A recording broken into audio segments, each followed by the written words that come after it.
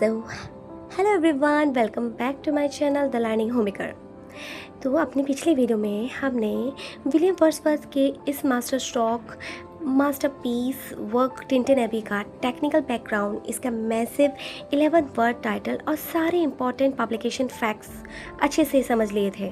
सो इस वीडियो में इसकी इंपॉर्टेंट कोट्स और इसकी फुल समरी रिकॉर्ड करने वाले हैं, तो don't skip the video, watch till the end. और जैसा कि मैंने आपसे प्रॉमिस किया था कि आज इस फाइनल पार्ट में हम इस पोएम के एक्चुअल कोर्स समरी, इसकी गहरी स्पिरिचुअल फिलोसॉफी को एकदम डिटेल में ख़त्म करने वाले हैं। और इस वीडियो में हम सारे मेजर स्टेंजाज और फेमस लाइंस कवर करेंगे जो कि यूपी, टीजीटी, पीजीटी, जीआई से ग्रेड एग्जाम्स में बार बार पूछी जाती हैं। Conclude this masterpiece right now. तो पोएम की शुरुआत होती है जब वर्ड्सवर्थ रिवर वाई के किनारे खड़े हैं। एग्जैक्टली 5 साल की लंबे गैप के बाद वो नोटिस करते हैं कि यहाँ का लैंडस्केप बिल्कुल अनचेंज है। वही बहती हुई नदी, वही ऊंचे पहाड़ और शांति।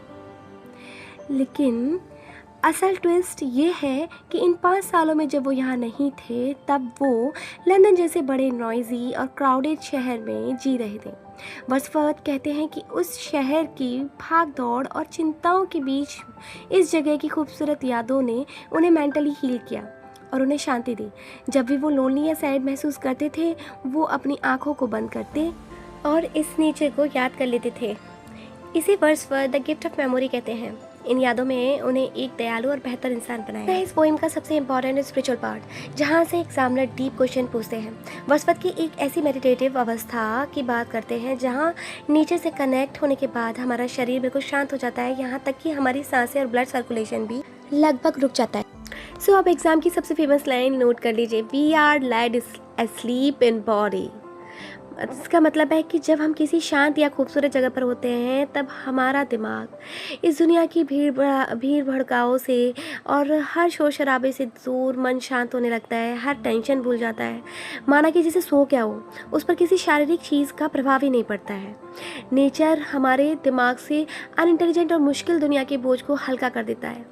The burden of the mystery is lighten. इसका सीधा मतलब है इस रहस्यमय दुनिया के बोझ से हल्का हो जाना। अब इसको थोड़ा गहराई से समझिए। The burden of the mystery, ये दुनिया बहुत ही उलझी हुई है। यहाँ दुख और परेशानियाँ क्या ऐसी चीज़ें हैं जिन्हें एक आम इंसान समझ नहीं पाता कि ऐसा क्यों हो रहा है।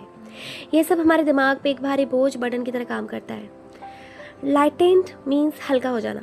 जब वर्ड्सवर्थ प्रकृति के नेचर में गहरे ध्यान में खो जाते हैं, तो उनका मन इतना शांत हो जाता है कि दुनिया के सारे दुख, उलझने, परेशानियाँ अचानक उन्हें बहुत छोटी हल्की लगने लगती हैं।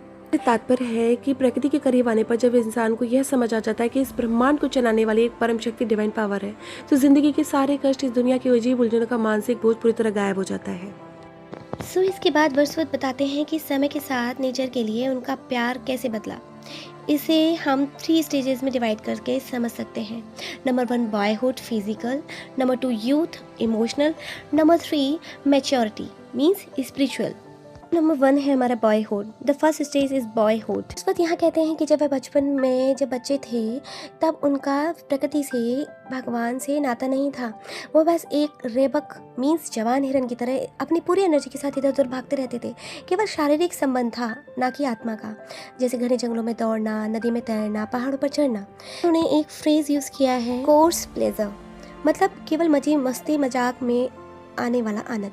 स्टेज में इनका दिमाग पूरी तरह सोया हुआ था। इनको किसी पेड़ झड़ने को देखकर कोई कविता याद नहीं आती थी। The stage 2 is youth. तो वर्ड्सवर्थ के लिए स्टेज 2 यूथ, जवानी का मतलब है नेचर से एक विशाल और पैशनेट रिश्ता। इस स्टेज में उनका दिमाग अभी भी शांत था, लेकिन उनका दिल और उनकी इंद्रियां पूरी तरह जागी हुई थी। उनके लिए नेचर एक पैशन, एक जुनून की तरह था। 1793 वाले विजिट में पहाड़, झरने और घने जंगल वर्ड्सवर्थ के लिए एक नशे की तरह थे। वो नेचर की तरफ ऐसे खींचे चले जाते थे जैसे कोई किसी के गहरे प्यार में पागल हो जाता है। इस स्टेज में उन्हें नेचर में किसी भगवान या किसी गहरी सोच की जरूरत नहीं थी। उन्हें किसी फिलोसफी से मतलब नहीं था। आंखों को जो दिखता था, सुंदर रंग रूप, बस वही उनके लिए सब कुछ था।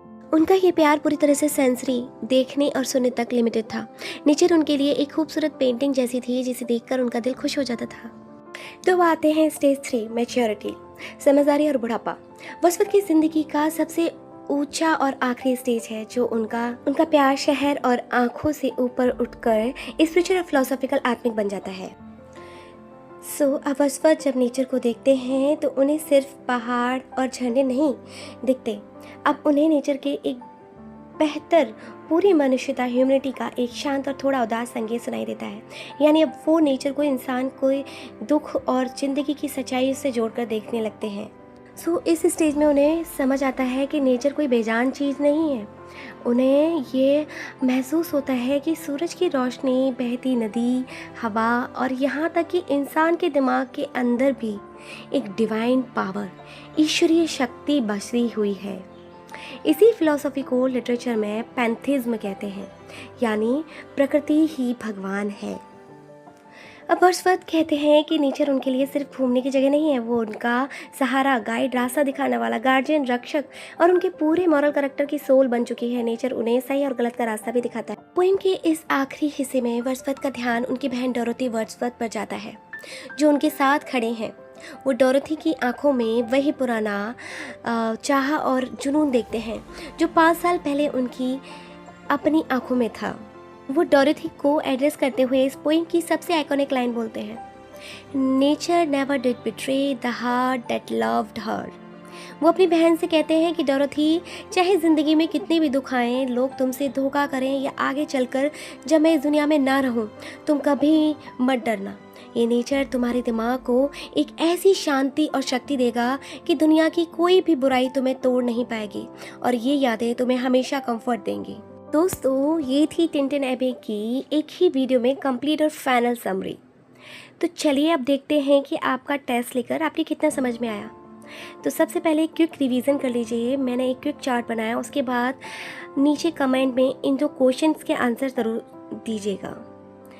This is your quick revision chart. Please revise this and answer the questions in my comment section. I will wait for your answers.